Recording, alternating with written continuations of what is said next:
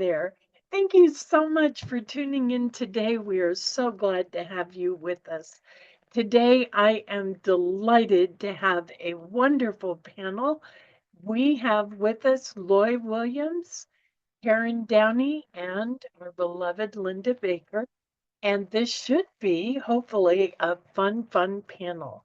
Before we get started with that, though, as always, let's take a few moments to just get centered in prayer. I invite you to let go of anything that's been troubling you or on your heart. You can pick it up later. Just set it aside. Close your eyes if that's comfortable. Sit back, take a breath, and turn within. Father, Mother, God, Great Spirit, we rejoice in this opportunity to learn together and grow together. We rejoice in the opportunity to find new perspectives and ideas, things that may help us along the way in our evolution of spirit into a deeper and greater truth. Thank you, God. Amen. So that said, I am in the workbook, and you may have seen us use this before. It's a fun one. This is the workbook for that old book, Don't Sweat the Small Stuff. And we know it's all small stuff. It's full of situations and exercises and reminders that can help us as we develop new habits and new serenity. And my bookmark got lost, but I found it. We're going to take a breath. This is more fun than you think. Just for fun, agree with the criticism directed towards you and then watch it go away. And I'll give you the reading and a couple of the questions, and we'll talk about this. It's short. So often we treat criticism like an emergency and defend ourselves as if we were up in a battle. All this reaction takes an enormous amount of mental energy. A useful exercise is to agree with criticism directed towards you. Not only does this diffuse the situation, but it can offer you a chance to learn something about yourself by seeing a grain of truth in another person's point of view. Are you immobilized by the slightest criticism? The exercises below are designed to give you practice in turning defensive responses to learning situations. And I will read a couple of these exercises and maybe add one of my own. Number one, your best friend tells you that your friendship is becoming a little too one-sided. Your first response is to defend yourself by saying, think about that. What would you say if somebody told you this friendship is too one-sided? And then instead of whatever comes to mind, what if you agreed with the person and what would you say? And this is just food for thought. We don't need to answer these. Here's a couple other demonstrations. Your boss says you don't speak up at meetings. Your first response to defend would have you saying what? But instead, if you agreed with your boss, you might say what? Your spouse says you're too closed up lately. You keep all your feelings locked inside. I'm actually going to do this one. So your first response is to defend yourself by saying, I might say, I'm not ready to share, or I don't feel safe with you. But if instead I agreed with my spouse, I might say, I've had a lot on my mind. How do you see me being closed up? So I've invited him to tell me more. Your assistant tells you you don't take the time to teach her what she needs to know. Your first response might be, when I hired you, you said you knew how to do this job. But if instead you said, oh, what is it that I haven't shown you? How can I help you to learn your job better? Right? That would change it. All right. And there are more here. You kind of get the idea of it. But here's mine. I told you I might throw one of mine at you. Um, and I'll share a little bit about it. I Mine is to be really aware of how much courage it takes for one person to offer any kind of criticism to another person. Most of the people in our lives are loving, they want to get along with us, they may just want a good workplace. And for them to open their mouths and offer a criticism usually is a horrendous act of courage. So when I get criticism, I try and hear it as if it comes from, and as if it's important here, as if it comes from a well of absolute love, and it's a gift to me. Now, however they mean it doesn't matter. I try and hear it as if it comes from pure love, and it was a courageous gift for them to give. Now, I am a minister, and it was so incredibly difficult for me to get honest feedback, any kind of criticism after I did a message from the platform. I had a few, maybe three congregants that I could count on to tell me the truth, but everybody would come up and say, "You're amazing. I really needed to hear that. Oh my gosh, I never experienced it like that." I went home and told my husband, either I'm the second coming of Christ, or they're all a bunch of big fat liars. They won't tell me what's, what's going on. And of course, I loved all the positive feedback, but that won't help me get better. So I had several people. Some of you might know Reverend Vi. She was one of them, bless her heart.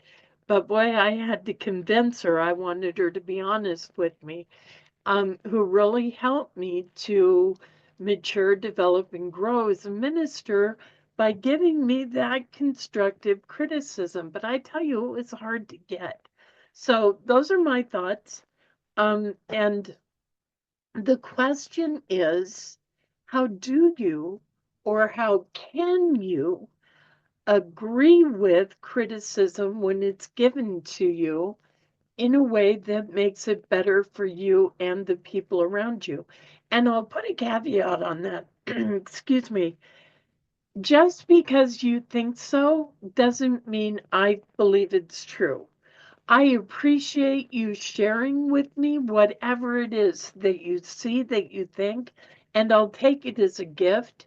But just because you said it doesn't mean I'm going to change my whole life because one person said this to me. I'm going to look at it. I'm really going to play with it. I might ask some other opinions. I might watch a tape and see if I agree. I'm going to take it as a gift and give it full weight. But if it doesn't apply, I let it fly, right? If that just doesn't fit with my nature and my truth, I'm going to lovingly let it go on. Okay, your turn. Who's next? My thoughts on this are, first of all, I can take the criticism when it comes from somebody else. It's the criticism I give to myself that I can't get through. I'm my hardest critic, but I have some really good friends that are quick to tell me enough is enough. You've said enough, speak your piece, let it go. And I admit it, at first it was a little challenging, but I accept it and I love it and I appreciate it. And it gives me something to work on and improve myself. It really does work. And it is a beautiful feature for a friend to stick their neck out and say that to you. And it's because they love you. I can tell you from experience. Thank you. Thank you, Linda. Karen, I think you wanted to say something. Thank you for that, Linda. That really is something to ponder on. And what kept coming, two things come to mind. It's like for me to be able to take constructive criticism, kind of the foundation of that is childhood and being told something and that being acquainted with bad. You're bad or you're good. So, that's just the perception.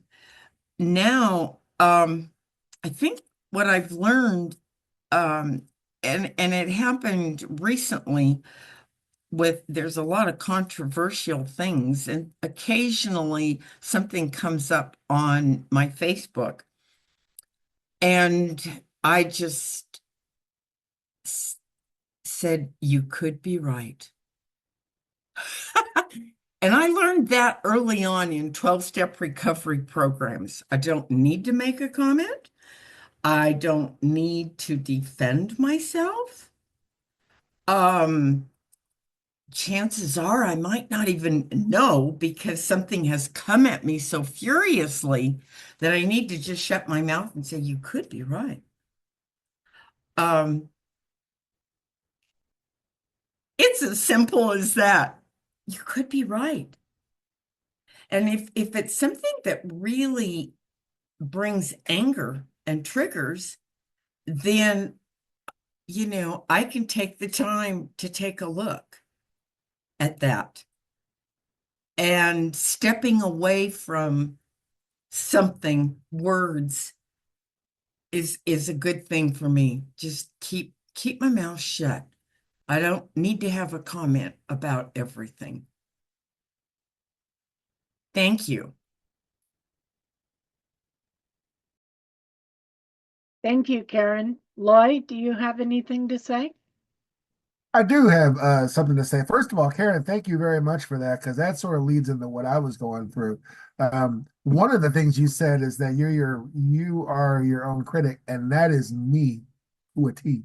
So if I were to do some of those exercises, I'd have to either go way back to parents and teachers and all that and let them answer their criticisms, or I have to listen to myself, which is just an extension of what they've said anyway. And um, uh, I, uh, as I think I've mentioned a couple of times, I'm a recovering drug addict myself, and I haven't been to meetings in a while, but um, there's a lot of there was a lot of criticism that I had to deal with inside my own head when I got into recovery, and one of them was you cannot control yourself.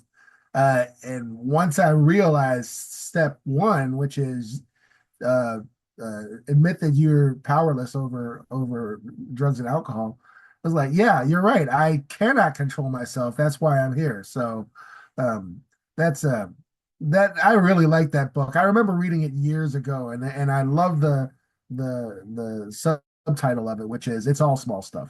So thank you. Absolutely. Thank you all. As I was listening to each of you share and your wisdom and your perspectives, a couple of things came to mind that I wanted to comment on. One is I really appreciate criticism, feedback if I'm trying to get better. If this is something that I seriously want to do well, then telling me that you could improve if you did this or that would I thirst for that. I need that. And Karen kind of alluded to this. If you give me feedback and my defenses go up, I always think of Star Trek. Shields up, right? I feel it. No, feel shields up. Then I too have to go inside and look at what am I protecting? What is it that's open in me that was I felt you could hurt with your attack? Um, and if I'm healthy, then there's nothing that you could hurt. You can walk up and say whatever you want to me, and that's, your opinion. And thanks for sharing. Okay, there we go. If I personalize it, that means there's some part of me that already believed it, and you're kind of feeding into that kind of stuff. But honestly, the criticism I get is usually so loving and so heartfelt and sometimes a little scary for the person who's telling me, it's like I don't want to end our friendship or anything, but that this and I always try to receive it with gratitude and with joy. But Karen, your your answer of, well, you could be right is perfect. I love it. That's exactly it. You could be right about that. That would, as long as I remembered to do some introspective work with it. I love it. Any other comments before we end? Linda? Yeah, I had one other thought. When it actually happens, it does take the wind right out of your sails, right? Yeah. But all at the same time, another way to look at it, that it either keeps or puts that ego into that small place. That was it. Yes, yes, and I can agree with that completely. If your criticism hurts me, it's usually a good indication I'm in ego and I'm trying to control something. How you feel, how you see me, the results, something. And that's not my best me. Okay, well, thank you all, and I hope you have enjoyed this conversation. As always, any of our videos that you want to share with someone that you think somebody who would benefit, please feel free to share. We welcome that, and hopefully it'll help them. It'll help us as well. If you're not already a subscriber, we invite you to subscribe. We are working towards our goal of 1,000 subscribers. So you can help us out by joining in and subscribing and being a part of the family. Thanks for being with us. Goodbye. Thank you for joining us, and let's stay connected and grow in spirit. We are on Facebook. Search for Unity Church of El Cajon and follow us and like our posts. You can reach us on YouTube at Unity Church of El Cajon. Please subscribe to our channel, watch our videos, and leave comments which can help us improve. We are on the web at unityofelcajon.org. Email or call our church office to receive our weekly newsletters, which lists all of our activities and opportunities to learn and grow together.